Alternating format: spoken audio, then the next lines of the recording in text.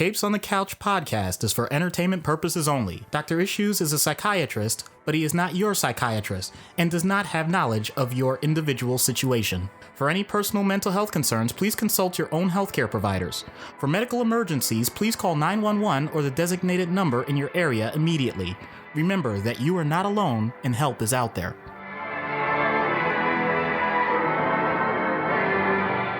Hello and welcome to Capes on the Couch, where comics get counseling. I'm Anthony Sitko.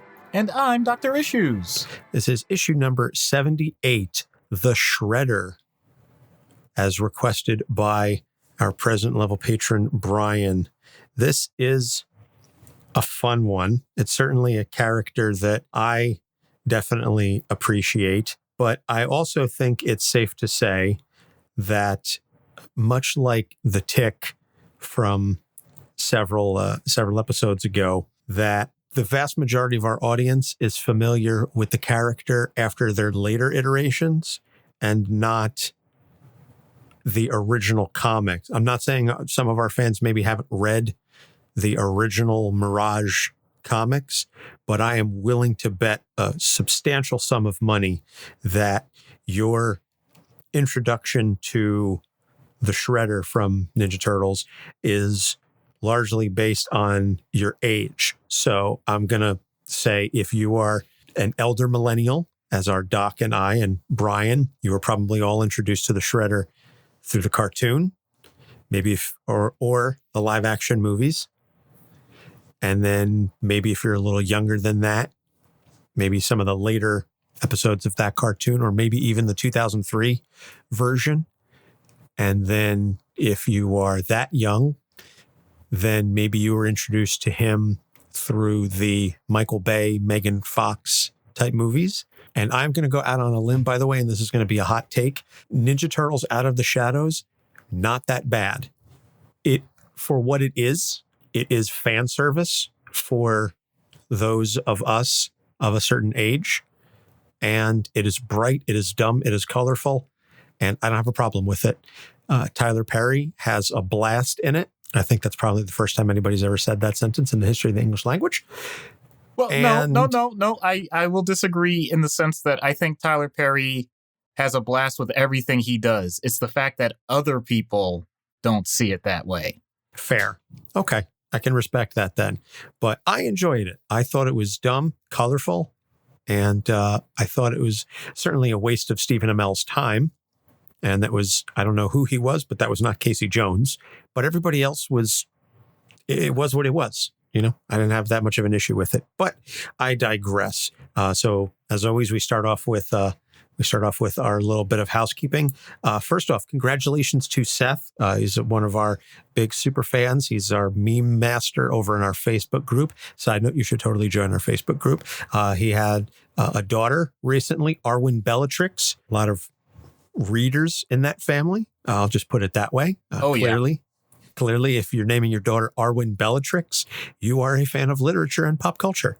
So congratulations to Seth, and mother and daughter are all resting well, I hope. Our weekly shout out is to Gutting the Sacred Cow. Comedians Kevin Goatee and Kevin Israel rip apart popular movies. And one of the reasons why I'm plugging this show is because Kevin is my old boss.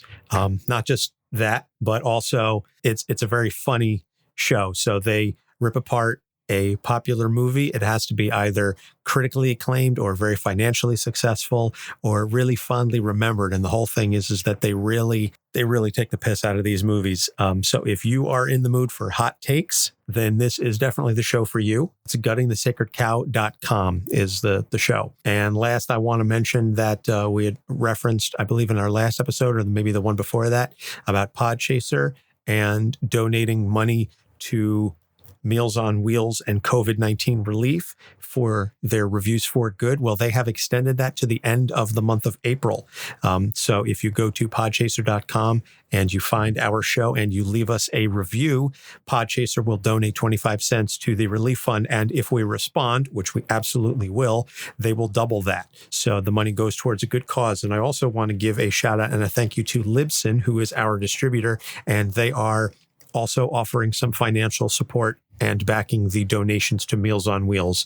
So kudos to Libsyn, kudos to Podchaser, and you should definitely go on Podchaser. It's basically the IMDb of podcasts, or at least it is trying to be, and they've made a huge amount of leaps and bounds in the short time span that they have been up and running. So, and by the way, since it's now live, I think we mentioned it last episode, but it is now live. You can go to the Guardians MH podcast. Doc and I were both guests on a recent episode, and we got to talk to those guys, chatting all things Mega Man, as well as our upcoming collaboration with the Mental Health Avengers. So we'll be discussing that a little bit momentarily. All right, so now that we got the housekeeping out of the way, let's dive into Shredder, a.k.a. Oroku Saki. He was created by Kevin Eastman and Peter Laird in Teenage Mutant Ninja Turtles #1, May of 1984, the original first 40-page black and white comic. So, as we alluded to, most folks are familiar with Shredder in one of his many other iterations, but in the original Mirage comics, which I might add, by the way, were intended to be a huge spoof on Frank Miller, particularly Frank Miller's run on Daredevil, the whole idea of the Foot Clan instead of the Hand, and Splinter instead of Stick, and so on and so forth, the grittiness. The whole thing was supposed to be taking the piss out of Frank Miller, and 35 years later, it is still going. And they managed to tap into some vein. So kudos to Eastman and Laird for that. But in the original Mirage comics, Hamato Yoshi and Oroku Nagi were rivals for the love of a woman, Tang Shen, in Japan. And Hamato Yoshi fought Oroku Nagi over Tang Shen. Yoshi killed Nagi and then fled with Tang Shen to America. Nagi's younger brother, Oroku Saki, took it upon himself to seek revenge. He joined the Foot Clan, a group of ninja assassins, and worked his way through the ranks to take over the New York branch of the Foot Clan. So, again, this is somewhat different from the way that everybody else seems to think of the Shredder as the top. In the comics, he was a lieutenant at best, because he was in charge of the New York branch, but he was still not head of the Foot Clan proper. Right. So he comes to America, he kills Hamato Yoshi and Tang Shen, and then he leads the Foot Clan as they take over the New York underworld. So I'm not going to get into the whole origin of the Ninja Turtles, because if you don't know that, yeah, if you don't know the Ninja Turtles, mutated by ooze, so is the rat. And now, again, depending on the version of the adaptation that you're seeing, Splinter is either Hamato Yoshi himself or he's Hamato Yoshi's pet. In this comic, in the original comics, he is Hamato Yoshi's pet. I think in the cartoon, he was Hamato Yoshi. Correct. But in this version and the live action, the original live action version, he was Hamato Yoshi's pet, who would watch his master and study ninjutsu and so on and so forth. So Shredder battles the turtles trained by Splinter, the rat formerly owned by Hamato Yoshi. He doesn't know about the connection to Hamato Yoshi until later on, but he's battling the turtles and he ends up being stabbed by Leonardo through the chest, and they offer him the chance to commit seppuku, ritualistic suicide. They say, here, you can do the honorable thing and kill yourself. We're not going to kill you. He insteads to detonate a thermite grenade and kill everybody on the rooftop. Donatello knocks him off the building and he explodes and dies. So in the very first issue of Ninja Turtles, Shredder dies. He's killed. That's it. Yep. And we're done. But not exactly, because comics. And I'll get to that at the end of the show. So Shredder gets resurrected by the Foot Clan using worms, because comics. And he once again fights the turtles, and here he is decapitated and his body gets burned. So that is the original run on the Mirage comics as created by the creators of the Ninja Turtles. And I think it was Kevin Eastman who said that he never intended for Shredder to be this recurring adversary, for the Turtles. So that's the original Mirage comics. Now, if you go back to our Casey Jones episode, you know that the Turtles have had a couple of iterations in the comics, not all of which are canonical. And depending on the publisher, the stories change. So the Archie Comics run of the Turtle comics, the Shredder is much more in line with the animated version where he is the recurring enemy of the Turtles. And his characterization is he's the head of the Foot Clan. He and Krang are trying to defeat the Turtles for reasons, whatever. And he's cunning, but always manages to lose. And we'll get into that in a little bit. So the Archie Comics version of Shredder is much more in line with the animated version. Then the IDW Comics version, Oroku Saki was the leader of the Foot Clan in feudal Japan, so going back some 300 years. And then he stole ooze from an Utrom, later revealed to be Krang, that preserved his body until he was resurrected by a descendant, Oroku Karai, some 300 years later. And Karai, if that name sounds familiar, you recognize it as Shredder's daughter. Mm-hmm.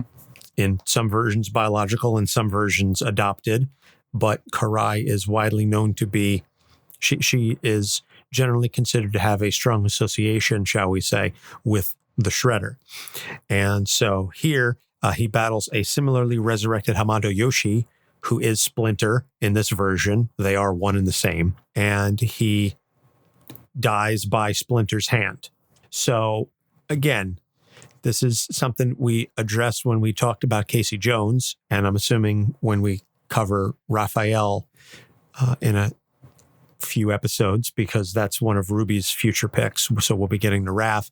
We will also delve into the various differences and discrepancies between the characterizations of the Ninja Turtle characters. And this is, again, because of the shifting publishers that write and create these comics. So it's a little difficult to follow along with. I apologize if you're confused. We're going to try and simplify it a little bit when we get into the issues momentarily, but just know that the version of Shredder that you love and that you are familiar with is no less valid than any other version, because these characters ultimately become archetypal.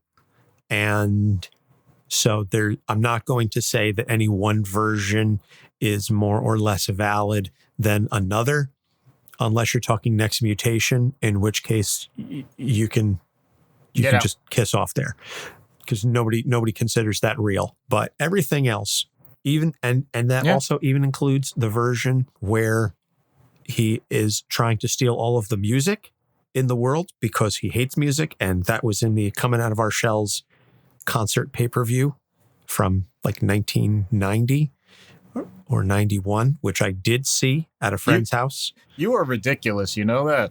I don't deny that at all. But hey, I was Michelangelo for Halloween one year. I mean, Donnie has always been my favorite turtle. But I mean, you can't go wrong with the Ninja Turtles. Everybody loves them. And if you don't, I don't want to know you as a person. So. All right. No pressure there. No, none whatsoever. So the issues, this is, as I said, this is a little difficult because of the various discrepancies. But one thing that all iterations of Shredder have in common is revenge against Hamato Yoshi. No matter what version you're looking at, they all generally stem, aside from the 2003 version where Shredder is really an Utrom in a robotic body, and even then they still managed to work in the Hamato Yoshi storyline somehow. Mm-hmm. The notion that Shredder, Oroku Saki, is seeking revenge against Hamato Yoshi for the death of his brother. And this bleeds into attacks on all of the turtles because they are trained by Splinter, and thus they have that connection to Hamato Yoshi. So what it ultimately comes down to is to Shredder, they are an extension of Hamato Yoshi and therefore must be eliminated. So Doc, I guess let's start with the revenge thing. Yeah. It's a primal instinct, basically. His brother is killed in the original story, so he needs to make sure that his brother is avenged.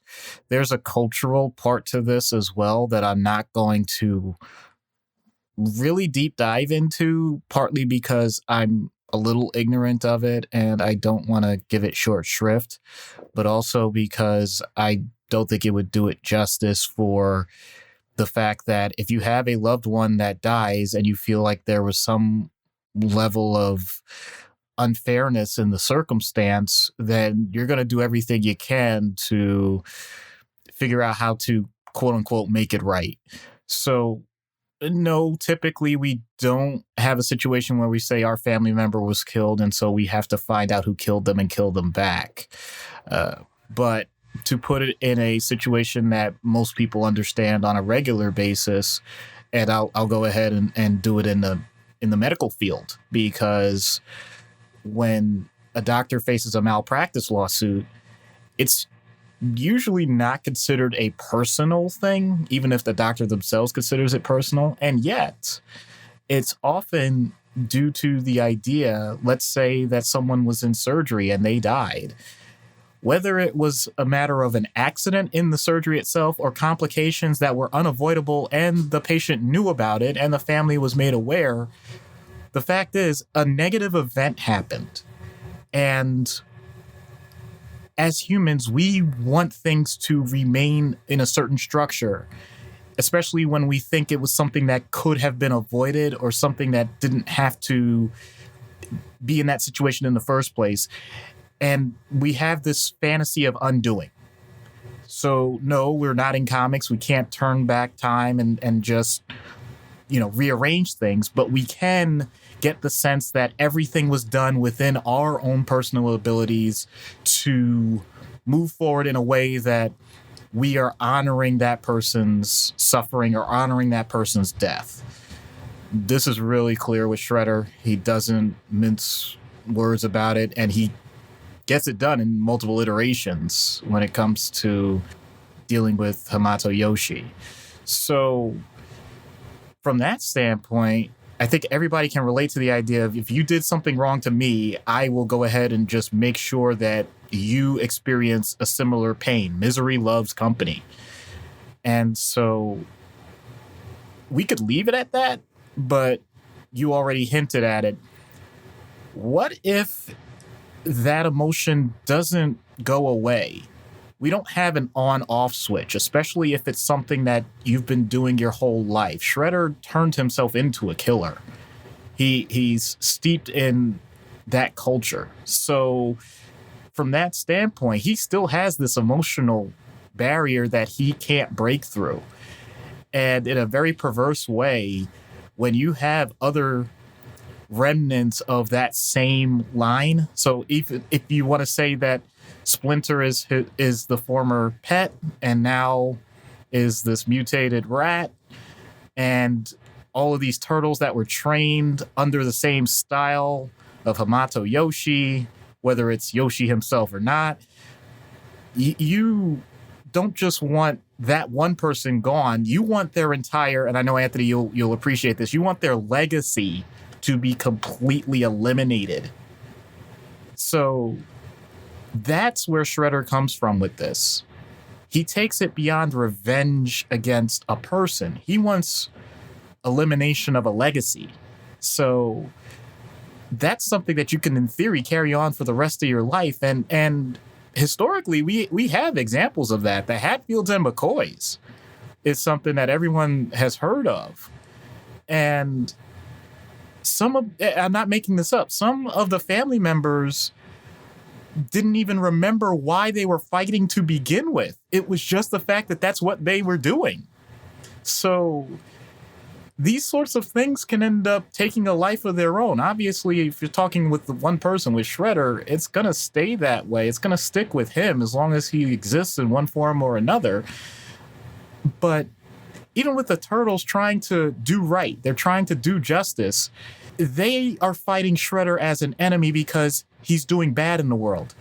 Shredder is fighting them not because he thinks that they're horrible. Well, I take that back. In the cartoons especially, he thinks they're horrible.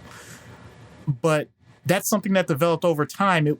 And it was more along the lines of, you are tied too close to the one thing that potentially destroyed any other path I had in life at an early age. And if that's destroyed for me, then it has to be destroyed for anyone that comes close to it. In other words, I would be very scared for anyone that has the name Yoshi in their bloodline, because I think he would go ahead and continue to attack any person that he would come across in his life. That may be so just he's killing green dinosaurs? I was waiting for it. Or he's killing, former WWE wrestlers like Yoshi Tatsu. I don't know. But I do think that he would be that vindictive. It is something that he has fostered for his entire adult life. He knows no other way to function. And that type of rage fuels him. It's what he lives for, and what he died for, and what he gets resurrected for. So if you have that level of conviction for something it's scary to say it, but if you have that type of conviction for that level of hatred, it's amazing how far that can carry you in life. It's an incredible, painful way to go through life, but it is sustainable. Can't deny that. Take a deep breath, because you don't have another left coming back, like I'm avenging my brother's death. So Shredder is Cool G Rap then? Wow. I'll light it up for the symphony.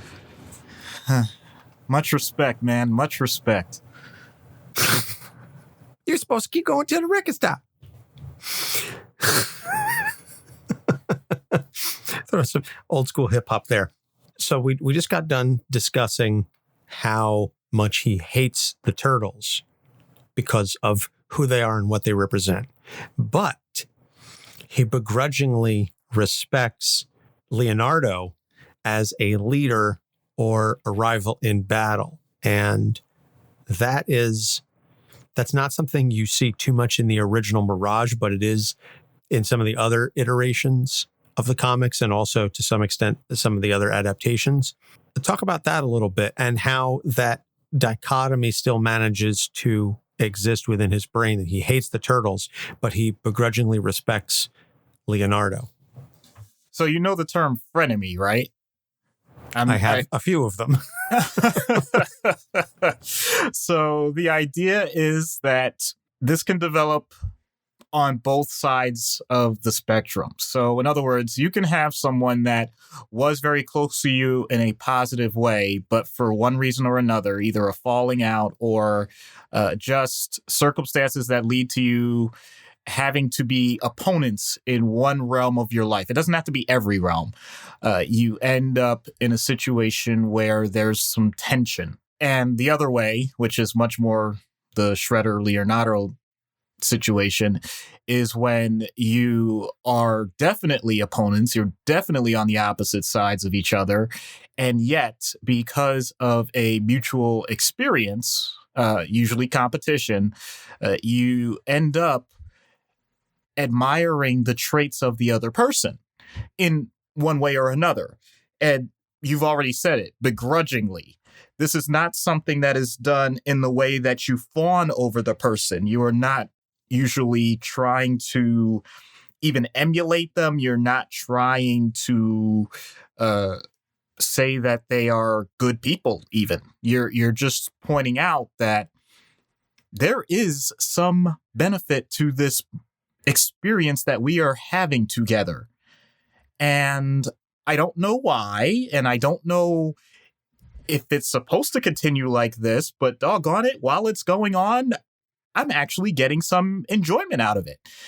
And so you end up in this strange realm where you have laughter sometimes or shared inside jokes and whatnot. And yet still, when someone asks you what's your goal, it's, I'm going to destroy them. I need to humiliate them or whatever. In this case, obviously, in the comics or in the shows, it's no. I need to beat them in battle, or especially with Shredder, I need to kill them. But the idea that both of those things can live in this tense equilibrium, it's fascinating because it's one of the few times where I think many people in our audience may not experience that. In other words, you have people you like, you have people you don't like, and neither the twain shall meet. But there really does exist this middle ground. Anthony, you said you have a few. I mean, I don't know if I necessarily have that myself. Off the top of my head, I don't think I would classify anybody that way, really. I mean, I joke. I joke, of course. I think the closest I would have to a frenemy, if it could even be said that I have one, and you know him, is Kevin. Oh, yeah. But I don't think he's a frenemy. I think it's just our friendship is based on mutual ball busting. And as we've grown and matured, and I mean, God, I haven't seen him in eons. So it's not a situation where there's that tension anymore. But even when we were consistently hanging out together, there was never any mean-spiritedness behind it. It was just, that was the nature of our relationship, was I'm going to rip you a new one, and he was going to do the same to me. But at the end of it, if anybody else tried to step in and, fight him or do anything, I was going to back him up, because I was like, hey, I can say what I want about him. I don't know who you are. So. Yeah, that's a good point. And this type of thing is something that we see a lot in sports. But I'm also going to bring about, because I don't want to make it sound like this is all sunshine and rainbows. I think, and this is purely speculation on my part, because I do not know these people, but do you remember the Richie Incognito situation in the NFL? Yeah.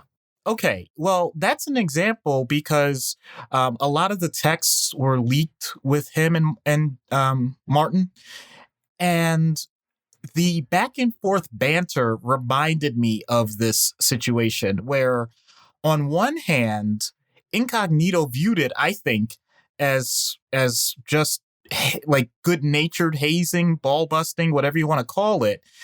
And meanwhile, Jonathan Martin basically said, like, dude, you're a bully to me, and I'm hating this, and it's actually causing me damage. So if the dynamic is not at a good equilibrium, then yeah, it can be painful.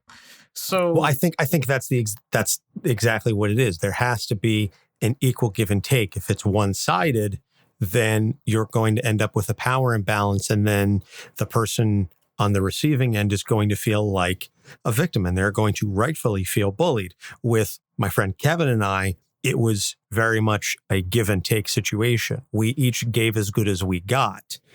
So there was never any need for, I never felt bullied, and I think I can speak for him and say that he never felt bullied.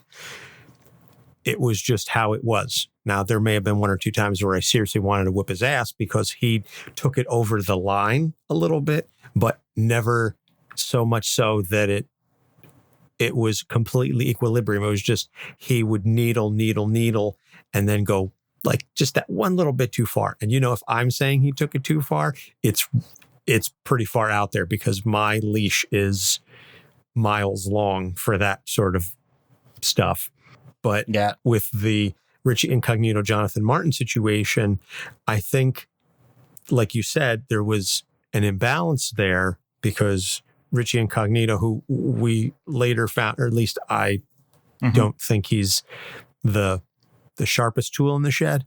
And so I don't think that he had much thought or consideration for his words beyond that. Whereas Jonathan Martin said, listen, I'm taking this stuff seriously, and Richie Incognito didn't take that well. Yeah. So I do think there has to be an equilibrium. But bringing it back to Shredder Leonardo, I think Shredder certainly views, I mean, he definitely knows that the Turtles are physically capable. He does, I think, begrudgingly respect, even though he hates Hamato Yoshi and everything that he stood for, he knows that Hamato Yoshi was an excellent martial artist, and that if Splinter is teaching them in the style that Hamato Yoshi fought in, and that he has seen firsthand how Splinter fights and how the turtles fight, that he goes, you're good. I don't have to like you, but I know that you know what you're doing. You know, I had a coworker. I couldn't stand her personally, but she's retired. I'm not speaking about her as though she's no longer with us. She retired. I couldn't stand her on a personal level, but she was damn good at her job. And so I knew that I limited my interactions with her, but I knew if I gave her something to do, that it would get done before I even needed it, because that's how efficient she was. So it's that same situation. I think we all kind of understand that notion. She's another person I guess you could call a frenemy for me. I don't have that many, I swear. But I think we all understand that notion of, you may not like them, but you acknowledge that they do a good job, you know. And even as fans, you reference sports, I think even fans can understand that even somebody who plays for a rival team, you can still acknowledge that they're good at what they do. As I'm a Red Sox fan, I hate the Yankees, absolutely abhor them, but that late 90s, early 2000s group of Jeter, Jorge, Bernie, Mo, etc., Andy Pettit, all those guys, I respect them because they were damn good ball players. Yeah. And you know what? That's actually a great point. That type of rivalry, I still remember this. I remember you texted me on our dumb phones or flip phones, whatever, when the Red Sox got their first victory, came back. And I remember saying, I texted you back, I said to you, this is potentially one of the most important nights in Red Sox history. For me, it's just another Tuesday. Yeah. And Bison. Well, it was a Wednesday night because that's what I specifically texted back. But yes, that was it. And that was my feeble attempt at the time. I didn't realize it at the time. I figured, man, that's going to shut them up as soon as they win the next game. And the Red Sox end up winning and actually get a championship, which I, for some overly hubris-laden reason, thought would not happen, at least not in my lifetime. I couldn't believe it. But that goes right back. You just mentioned that respect level. It was just an amazing thing to unfortunately witness. So, doggone it. The idea of, like we said, this equilibrium, it's so vital to those types of relationships, because without it, I think life is just less entertaining. as long as it's healthy. It's got to be healthy. I'm not talking about this, like Shredder trying to kill them and all that stuff. I'm not talking about that. I'm saying the idea that it's true. We're not going to get along with everybody's personality, or there are going to be circumstances that make sure that we are going to be on opposite sides of a topic. That doesn't mean that you can't still enjoy the interactions or be productive with other people, which I think we're really coming to learn these past few weeks. Absolutely. No argument here. And the longer this goes on, whatever. I'm not going to get into that. So the last topic, the last issue for Shredder, and again, this is more for some of his non-comic iterations, particularly the animated version, the original animated version. I'm a little less, I have some passing familiarity with the 2003 version. I've never seen any of the other cartoons, so I can't honestly speak to them. But the idea of cognitive dissonance and the fact that Shredder has an intolerance for failure from his subordinates, from Bebop and Rocksteady, from Baxter Stockman, from any of the other mutated individuals that he works with, Krang to some extent. So he has a very short fuse and an absolute intolerance for failure. but he fails all the time. And he never puts it together. He never understands that there's a common thread amongst all of his failures, and it's not anybody else. It's the guy in the mirror. That is something that I think we'll definitely can address in some of the out-of-universe treatment options, but just the idea that you don't understand that everything around you is failing, but you're blaming everybody else, and you won't accept failure from anybody else, but you can't accept it but you refuse to acknowledge it in yourself. Yeah. Once again, because I'll admit I'm on a sports kick. There's a commercial featuring Michael Jordan with Nike, and he points out, I failed over and over and over again, and that's why I succeed. That's not what we're talking about here. Because what that implies is there's a certain level of dedication, a certain level of effort. I'm trying not to invoke the practice thing that I know you want to say, because that's what we're talking about. But there's a difference between dedication to your craft and dedication to the critique. Shredder doesn't do either one very well, both for others and for himself. In other words, if you go on YouTube, you can probably find a compilation of clips from the original cartoon of him just putting out these one-line insults to every person that he comes across. And I'm not talking about the Turtles. I'm not talking about Splinter. I'm talking about the people that in theory he's supposed to be working with, the people that are supposed to be listening to his orders, all of it. He just constantly insults them. He doesn't tell them how to improve. He doesn't tell them what they did well so that they could build off it. Never. He just lays out insult after insult after insult nonstop. And then he wonders why they aren't getting anything right or why they're not getting better. Think about that for yourself. And I'm going to be honest, it's unfortunate that some people do go through this. If you have a parent that just berates you constantly and never gives you any of the other positive feedback, that can be damaging. If you have a teacher, if you have a coach, if you have a boss, coworker, and that's all they do. I'm not talking about people that have loud mouths and are emotional or show things in a way, but then give the other information that may be beneficial to you. I'm talking about they just have that one note in your ear, dragging you and pushing you into the mud. That doesn't benefit anybody. And you're not going to get results from that person. But then that says something about the style that person expects as a leader. So what do they do to themselves? For the most part, in my experience, those same people actually do have that type of view of themselves, which is something that they still would have to work on. They would have to learn not to be as hard on themselves. But Shredder has a much different dynamic, as you already pointed to. He actually just doesn't see it. He's oblivious to it. So he hasn't developed that part of his skill set to recognize in himself. He doesn't give himself his own score sheet. And there may be some speculation about that because in every iteration, like you said in the original comic, maybe he wasn't the head of the entire Foot Clan, but he certainly was a pretty big deal in it.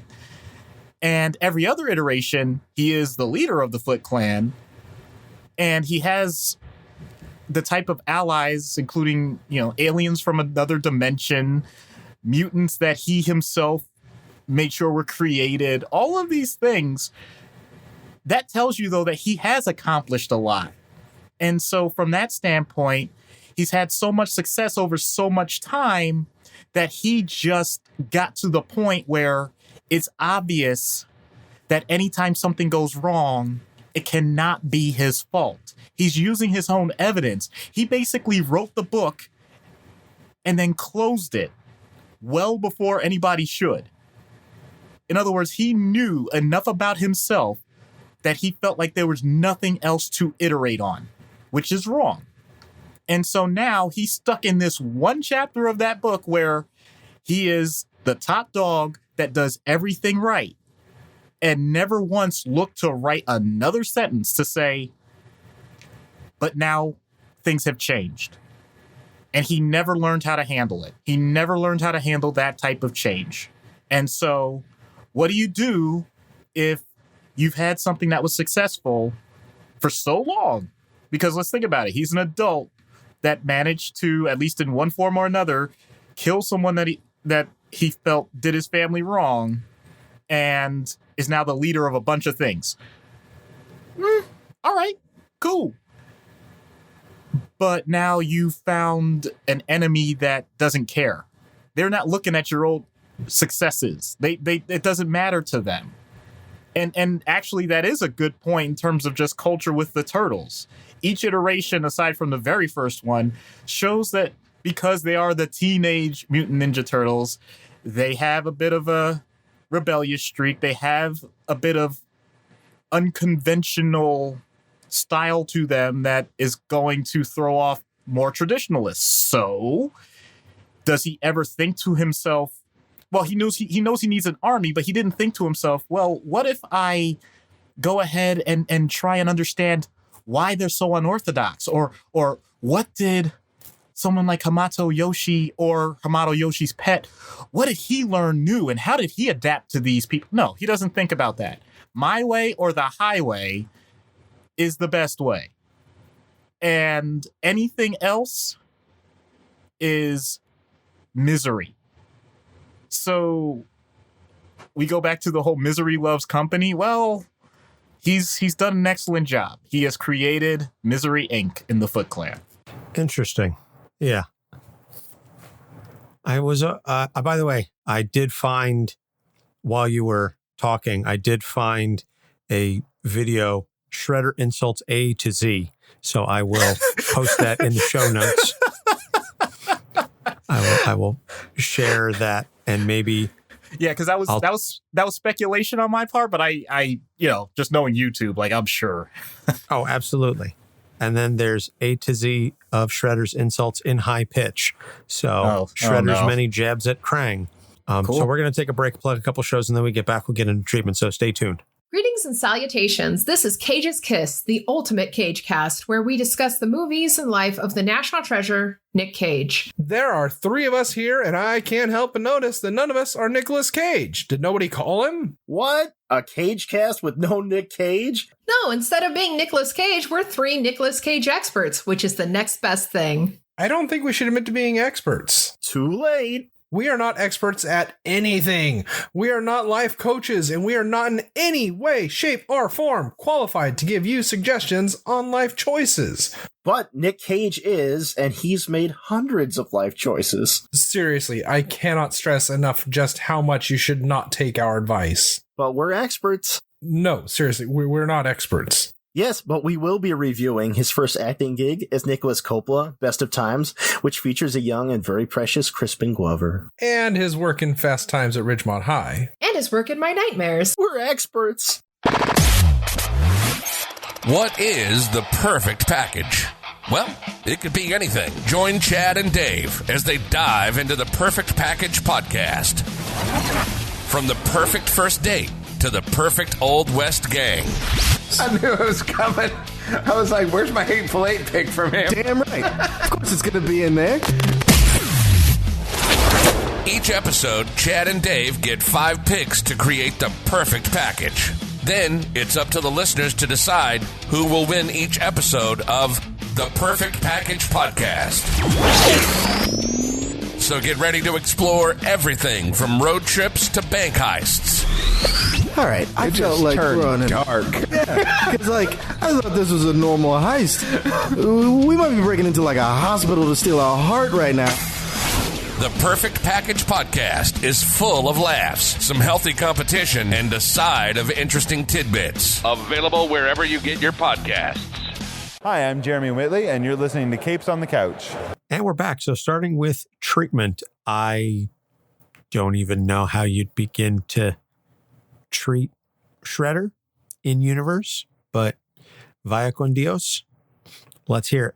Okay, so basically what I need to do is I need to become a member of the Foot Clan, because that seems to be the only thing that he would respect. The problem is, although I think I have decent coordination when it comes to dancing, I am in no way a martial artist. So I don't know if I can go that route. I basically have Everybody was kung fu fighting. I don't know how I would be able to ingratiate myself enough that he would ever even let me in. I almost think I would have to have something where I might actually need to get in touch with someone like April or whoever, where I need something that he would want. It might be like an artifact of something. It might be an interdimensional device. Just something where I would be in a negotiation with him, because, and I'll admit, I'm going by the TV cartoon version, because every other iteration, he doesn't talk. He really doesn't. I mean, he communicates, but he doesn't engage in banter. So that's the only version I think I could pull this off, where it's a negotiation. In other words, if you want this thing, then you actually have to have a session with me, because I need to know I can trust you. And of course, I would know that I can't trust him. But the point is, even if it's just to sweet talk me, I would like him to go through the motions. And we're going to see this in the skit, where, believe it or not, it's a fake it till you make it. In other words, if I can get someone to demonstrate the types of behaviors that could be considered appropriate, then I know that they're also able to rationalize it at some point in their brain. If you can behave that way, you can start to actually put the cognitive energy and emotion behind it at some point. And I'd have to, hate to say this, be a con man. But that's a lot better than just saying, put out my shingle and say, hey, Shredder, come on into my office. I don't think that would ever work. Okay. There was something I was gonna say earlier, but I was waiting until you were done because I didn't want to interrupt you. And now that it's done, the idea has passed. Oh well, I guess it couldn't have been that important then. So, out of universe then, a real life Shredder such as it is, how would you suggest treating somebody who's got this fixation, who's got this really negative attachment to something that happened in his past? Just like I said, how would you recommend going about treating him? Right. So depending on what the person's emotional range is overall, dictates just how far I dig. So for a person that has shown that they're trying to struggle with it, in other words, there is this battle that's going on in their head about everything, then I don't mind being a bit more psychoanalytic about it. In other words, going back to childhood, going back to their actual memories of what's happened, all of that, and what would lead to a person picking a direction that is just so destructive. If the person, though, is much more stilted in a Shredder-like way, where they just aren't even aware of what their emotions are behind all of this, then I look at it much more on the very base level symptomatic point of view. In other words, I noticed that when you're talking, you yell a lot. Is that something that makes you feel better? And just point out the very obvious things that anybody could understand. In other words, if you're yelling all the time, there's some discomfort. What can we do to help that discomfort? If you are getting less and less sleep because all you're doing is focusing on your ruminations on your opponent or your business rival or what your neighbor is doing, then that may not be healthy. What can we do to round out your thoughts in other areas so this doesn't take up all of your headspace? Yeah, just real basic things like that. Medication can clearly come into play if the person is at the point where they're truly starting to disrupt everyone's lives. So usually looking in terms of anxiolytics, things to help with anxiety and depression, depending on what's going on, as well as rage if the person is acting out. But it's a well-rounded approach. It's not any one particular thing, even though the person is coming in usually because of one major focus that is just driving everyone else insane. And it seems obvious to everyone around them. And the person may, like I said, if they have the range, say like, look, something's not right about this. I know, but I gotta fix it. But they're not thinking I have to fix it for myself to feel better. They're thinking I have to fix it so I can win, or I can, or I can just go ahead and get this all over with. And everything will be, that's the other thing. They'll think everything will be better as long as I get whatever it is, a victory, or we have the number one profit share, or whatever. And unfortunately, the therapist is put in the situation to say like, well, I mean, obviously, if your business does better, that's great. Or if your family is more cohesive, that's wonderful, but it's more that you have to develop the emotional toolbox. If you do that, I'll consider that the victory. You won't, but I will. And I think everyone else around you will. So it's the type of circumstance where you still have to make sure the person gets what they want, as long as it's not a destructive goal. And you have to get what society wants. So I'll admit, you can't see me right now. And I'm not John Cena, but the point is, I have a huge smile on my face because, believe it or not, that's, for at least for many of us as people in the mental health field, that type of challenge can be so rewarding when you take it on and the person sees it through, because those types of insights do happen once in a while. They really do. They may take forever, or they may take a short while. Who knows? But when they happen, it is so awesome. I'm thinking back to myself a couple of times where I was able to see it, and it is really amazing. And the person is very thankful for the fact that, well, okay, I'll be honest. They're thankful that they got part of what they wanted in the first place, but they also hopefully have some level of insight to say, and you know what, I'll admit, I'm a much more relaxed person. So from that standpoint, there's nothing wrong with type A. There's nothing wrong with singular goals that ultimately are going to be good, but you don't have to do it with the destruction of your soul. And that's just my take on it. Well, I don't think you have to do anything with the destruction of your soul. And I think that we've mentioned on a number of occasions on this show that anything done to the extreme is going to be negative, even stuff that's in theory good. It all can be destructive if taken to an extreme. All things in moderation, including moderation. So the trick is finding that moderation and finding the balance. And that's something where mental health professionals, therapists, sociologists, whatever the case may be, can certainly help with finding that balance to ensure that you're not doing any one of the things to the detriment of the rest of your life.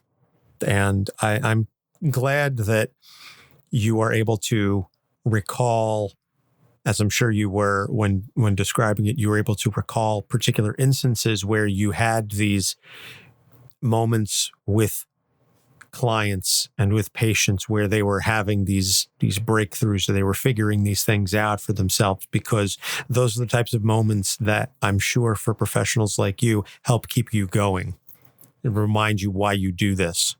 Yeah, absolutely.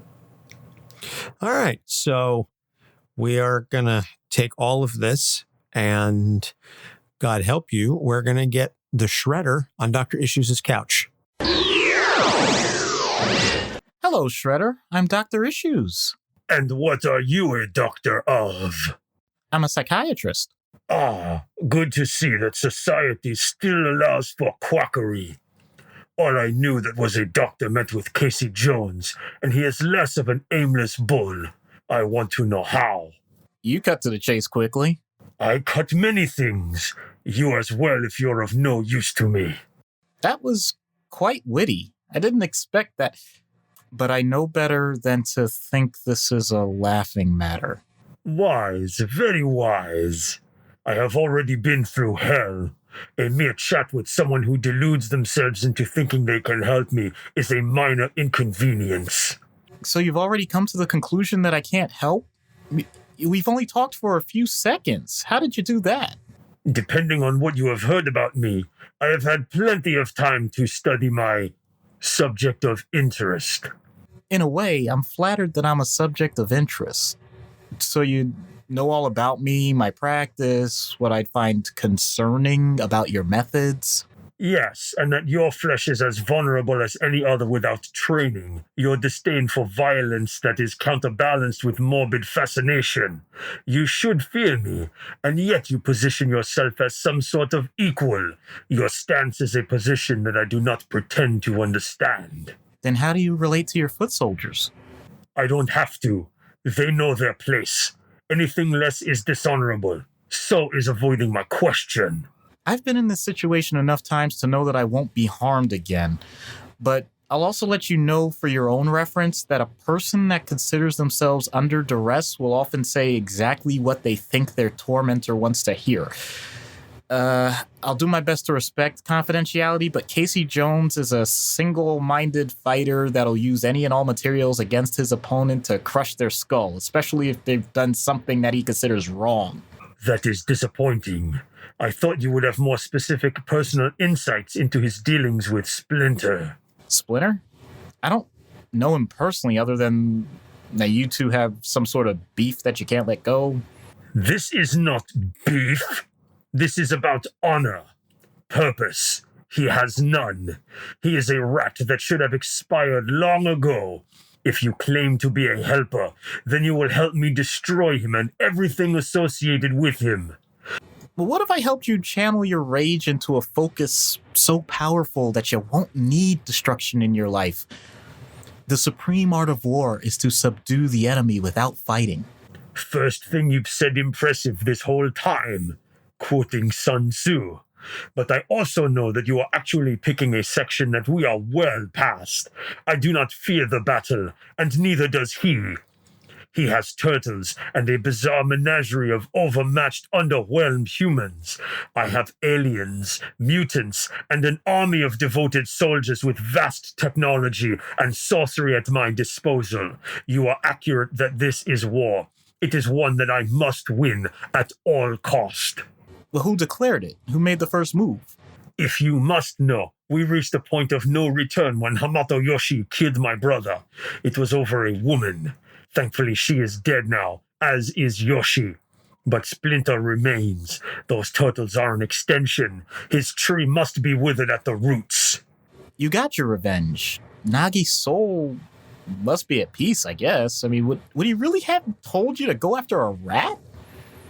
A kingdom that has once been destroyed can never come back into being, nor the dead ever be brought back to life. Ha ha ha ha ha ha! Yes, that is it. Look, I know you have magic and aliens, but... No, you fool! I'm not trying to resurrect anyone. That is not an experience I would wish to be common knowledge anyway. What? Silence! Let me fill you in on what you have just helped me realize. I have lost too many times to repeat the same mistakes. Oh, that's good insight! What are you doing? These gauntlets are not for display purposes. I didn't even threaten. So in war, the way is to avoid what is strong and strike what is weak. Okay, so I'm a vulnerability. You've tried hostages before, and that didn't work, so how is this any different? The whole secret lies in confusing the enemy so that he cannot fathom our real intent. Right now, I genuinely wish I didn't start quoting the Art of War with a ninja. So I'm not technically a hostage. What am I then? You are a psychiatrist. My psychiatrist. I am improving. My emotions are stable. I have made peace over the fall of my family. This is over a prolonged time. Some may say I am happy. My army loves me. This is told throughout the land. My allies think me soft. They leave. They think I'm weak. But no, I am more nimble. I offer peace to my enemy. Then, well, perhaps you should not know everything, but as my psychiatrist, you will be privy to how the last of Yoshi's echo fades. And what of those who hear the echo and choose to repeat it? That is for another session, Doctor. For your sake, pray you live to see it.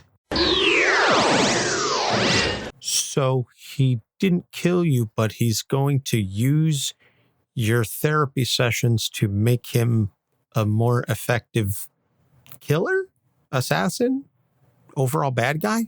Is that the gist of it? Well, I would like to think that ultimately he will have those positive traits develop so that we will have the best possible outcome. And I am in no way stilted in my answers because I have a Foot Clan soldier trained on me at all times.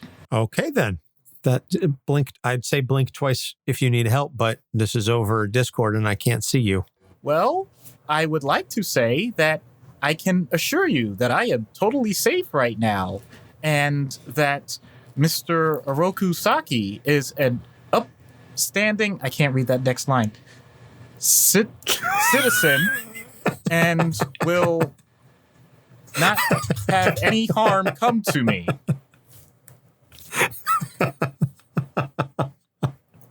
It's just the way you said that. And I can't read that next line.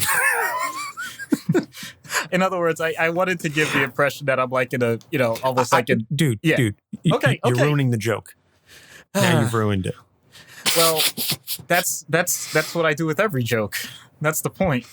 I wouldn't be me if I didn't run a joke into the ground. No different than Shredder, using the same plans over and over. Whoops! I mean, upstanding citizen Oroku Saki, not doing the same mistake. Thank you. See, I have the first 4 Ninja Turtles movies on Blu-ray. I started watching the first one last night after I had done some reading in preparation for this, and I stopped it about halfway through.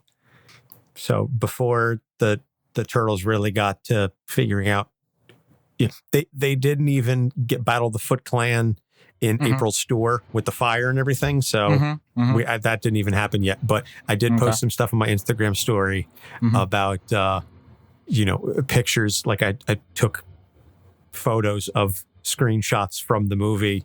Well, wow. Pizza Dude's got 30 seconds. And that's stuff from like the beginning of the movie. Gotcha.